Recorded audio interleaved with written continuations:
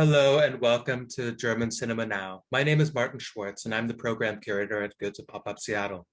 German Cinema Now is a monthly series with Northwest Film Forum in which we try to highlight the best and boldest in contemporary German and transnational film. Today, we are thrilled to welcome the director of our last film of 2021 and our first feature of COVID time back in the cinema, the beautiful German-Georgian co-production, What Do We See When We Look at the Sky, Alexandre Koberidze. Alexandre, welcome, and thank you so much for joining us today. Hello, and thank you that you will show the film. It's good to know, and it makes me happy. It makes us happy too, and this screening is a partnership with our friends at Northwest Film Forum, and usually we only show films for one day, but we're actually doing a full half-week run because we all think that as many people as possible should see the picture. So I wanted to start talking about children. The film spends a lot of time with children, talking about children, and just kind of watching and listening to them without idealizing them in a way that's I think pretty unusual in cinema.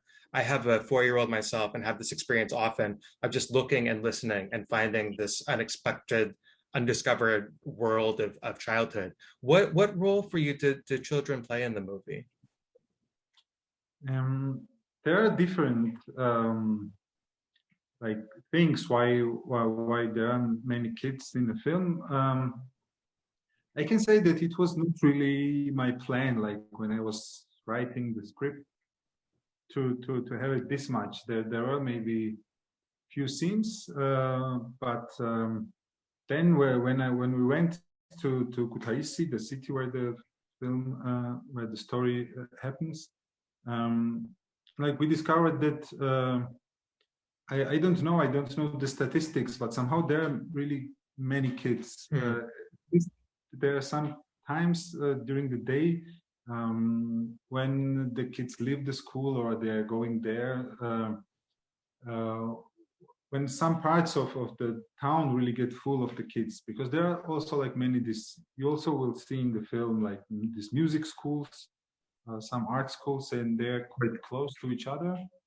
So when they all leave or they go, it's like really you think that there only kids are living there. So somehow it was part of our surroundings, so it naturally became part of the film. But yeah, after also we had a small kind of documentary shooting time before the actual shooting, and there we discovered like few places where we were just going with very small team, 3-4 people,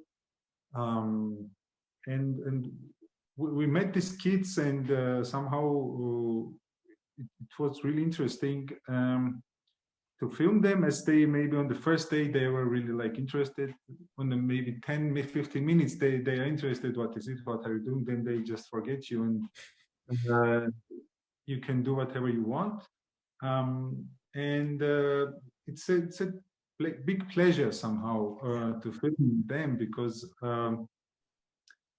I don't know, there is like this big beauty and like big hope, which is like maybe something very simple to say, but still for me it's like big joy just to do it. Somehow it was then hard to stop because it was so much happening, so many unexpected things that it was really hard to stop. And also I like this little thing which is kind of important for me, because you see so many kids which maybe don't directly belong to the story in the film sometimes, but you won't see like grown-ups, at least their faces, who were not really part of, That's interesting. Of team or with someone who we didn't talk before. It's always arranged with grown-ups. So there was this rule that we sort of shoot there, maybe some details, the hands, the feet, but not the faces, because I don't know, I had the feeling it's to film someone who has lived so long, who has his very own story. You have to give him really at least some time and to and not to stay like really on a image surface. Yeah. And with kids it's different. It's like they don't have this huge past. It's like they are there, and you see what it is. It can be very sad. It can be a sad kid or a very sad image with a kid, but still it's something new. Yeah, no, they're able to be natural in a way that adults often aren't. That's really interesting. That because I noticed that they're kind of like that there are, I don't know, medium shots of body parts a lot of the time, and that the faces of the people that you see are those that are really important to the story. I tried to figure out, are basically all of the lead adult performers professional actors or have some experience with acting? No, I would say most of them not. And sometimes you also see like faces of people who are not really part of the story, but still these are people with whom I talked before. They came especially to do this, and it's not just someone who doesn't know that we are filming and just watch it. No, there are like few actors. The main actor is an actor. The main character is an actor. The owner of the cafe where the story happens, he's an actor. He very famous in Georgia, like in 60s, 70s, till 90s. He was a big star, and after 90s, it was like his first time again acting, and it was also very beautiful experience for everyone because we know him, and it was like a masterclass for us. Yeah. How did you go about the casting? I guess a lot of it you did in Kutaisi itself, but some of it you did beforehand, maybe? Like the starting point was the main character, and I knew that I want to work with him. We were friends since childhood, and he's a good actor, so it's like very natural for me to think about him when I start to think about film. So then I started to build like around him everything, that it's okay that he's in the center and everything is around him, though he's not maybe the central character, but is one of them. Still, like I was trying to build around him, and then I wanted to. I tried to not always say like I want to work with actors or with non-actors. It's like I think that, not I think, but there are like many good actors everywhere, like people who studied it and who want to do the stuff. So it's, for me, especially now in Georgia, we have like many theaters where good actors are acting and not so many films made. So it doesn't make sense to say, no, I don't want to work with these people. Because but I also knew I really want to go around in Kutaisi and meet people and work also with them. So it was kind of mixed. I read somewhere that the two filmmakers are played by your parents. Is that true? Yeah. And was that part of your initial conception, or was it just kind of a fun idea that came up later on? It was, I think there are a few reasons. I think like one of the things was just to have this kind of security, like to have at least, like also to have this friend as an actor, and then few people who you know, that you know them, they will do anything for you. I mean, I had good relationship with all the actors, but somehow it's different thing when you know, okay, this is your mother or your father, and it's okay if it's too hot or it's too long, they will do it. And I also considered it as a I just was sure that they are good for this part. Like I wouldn't do it if I don't think like this. It was more like first idea, why it will be really good, and then also the other advantages. But yeah, it's just this feeling. It would be for them like easy to work with me. It's they don't have to act so much, Right. and I think people generally like this generation around me who I know have experienced a lot. So it's when you film them, it's interesting because they are like deep. Not just my parents, but Yeah. people in this stage. Yeah. Did they have any experience acting before? No, no, it was the first one, but I think it will be more. Great. Great. What is it? What's your relationship with the city of Kutaisi? Obviously, it's really important. The setting is extremely important to the film, and it seems like you know the city really deeply and you care a lot about it. But you're not from there, or you have family from there? I'm not from there. I have my mother's grandfather's father Mhm. um, lived there, and they were making. I only know the stories. I didn't knew these people, of course, but also not the places where they lived. I know that there was a house that they were making wine, and then when the communists came in the beginning of the 20th century, um, everything they took everything, and where this apparently quite a big house was, there is they built football stadium. Mm. Mm. So that's like my personal relationship, but Yeah. it's like Kutaisi is very important for everyone here because it's like really historically and also like culturally very important place. Mm.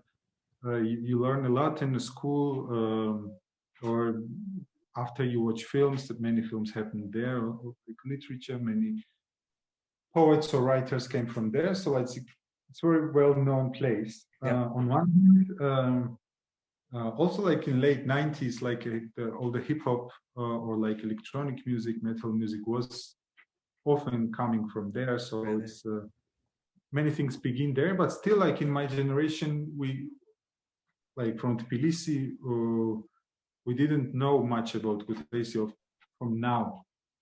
It's like more a place you go through when you go to the Black Sea, and maybe you stop there to eat, but don't stay there for long.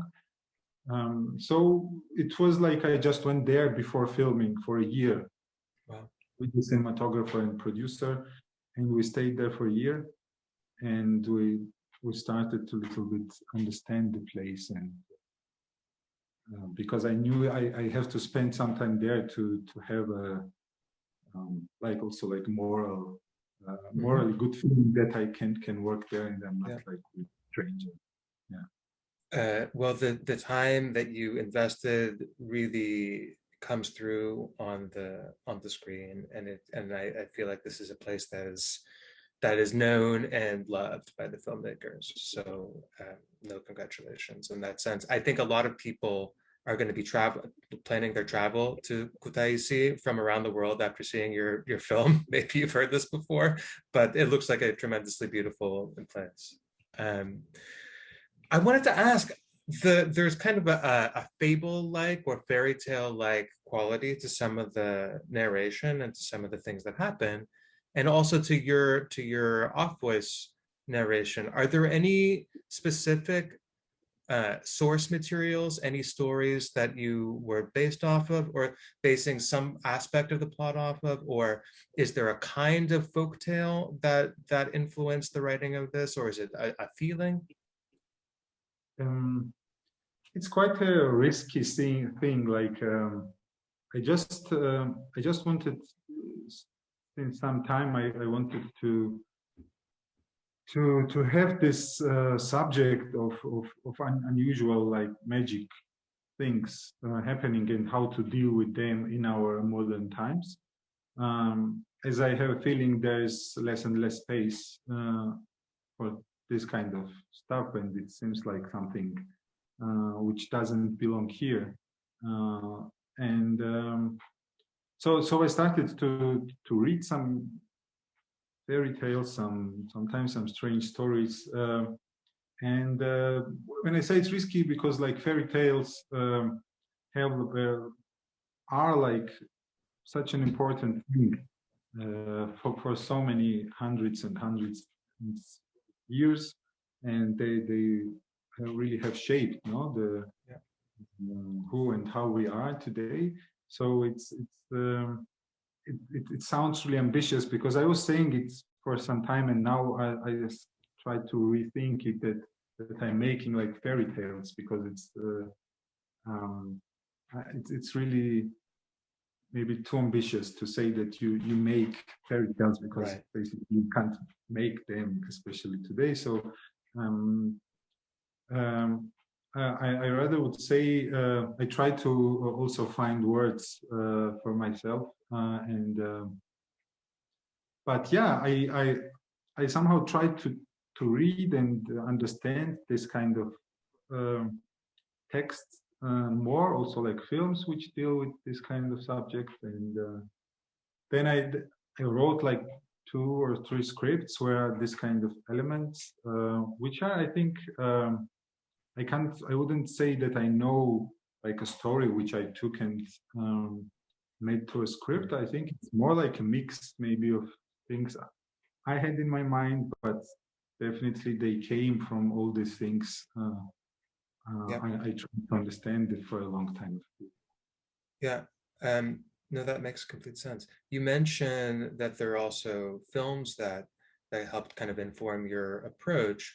Were there any films or filmmakers that were a conscious influence on the way that you made this movie, or that you had your crew look at, or that you were thinking about? Many, like there were. We had this not tradition, but we were like, me and the cinematographer of the film. We were all from the same school, from the same film school. Also, the producer of the film. So we watched many films together for years before, but especially now, this year which we spent there in Kutaisi, not every evening, but almost, we were showing each other like films which we were thinking were somehow linked with the film we wanted to make. And some films, sometimes we were rewatching because we thought, okay, there is more. And there are like different things. I wanted to show it as much as there was possible from Georgian cinema, especially like films made in Kutaisi. And it's not so easy, because many films don't have subtitles today, or are not easy to find, but still, like, there are a few. But also we watched a lot of European, American cinema from around the world. Like we had a lot. We watched a lot from Nanni Moretti, for example. Yeah. And for me, for years now, his films are, I don't know how to say, like, I watch them and then I want to make something too. And then it gives like a feeling of a great freedom. And then sometimes I just take some things which I find there, or sometimes I rethink them in my way. But also, it's not too very easy to find a lot of it like online, but it was our only possibility. There we were watching the films, but also like silent films from the beginning of the last century are, I think, important for this. Yeah. No, I felt that too as a viewer, and I feel, some other people writing about the film have talked about Charlie Chaplin, but I see also a lot of even earlier influences from the silent cinema. No, I think that's really powerful. Yeah, people talk about a relationship with with Iranian cinema, with Kiarostami, and I felt like that sort of, I felt there was a kind of being in a place and watching people that really seemed powerful to me. But you live currently in Berlin, or you spend some time in Berlin and some time in Georgia, I guess. But I was wondering, and you studied in Berlin also. What does the German film world, or just living in the German capital, have an effect on you as an artist? I wonder if you could talk about that a bit. I lived in Berlin for 12 years and I studied all this time at the DFFB, the Berlin Film Academy. And now I'm sometimes in Georgia, sometimes in Germany. Next film I will make here in Georgia, so I try to spend some time here. It's been quite crucial for me because it was like long period, like 12 years, from 23 till 35. I was at the DFFB, and that's where like many things happened for me. That's where I decided that I want to make films. That's where I met like people who told me how to do it, not how to do it, but yeah, maybe also like at least how to talk about it. Like it was very best thing at the DFFB was this like the days and weeks and maybe sometimes months long meeting in the cinema with our professor and our class and watching films and then talking about it. So somehow the way of thinking and talking about films was developed, which I share now with these few people, and it's like very precious thing. Yeah. Because like we know how to understand each other, and for me, because sometimes it's important, you can't put in words like everything, especially the new stuff, but like still like how we talk about cinema, it's an important thing. And then I met there like people, and most things I think I learned from students who were surrounding me, and we were working together and learning from each other.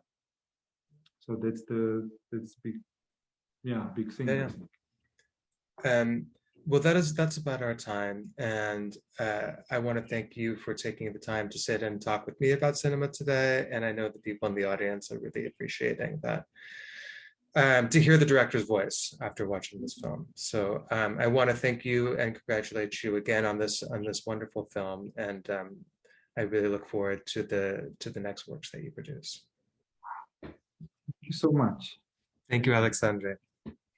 Bye-bye. Bye-bye. Bye-bye. Thank you.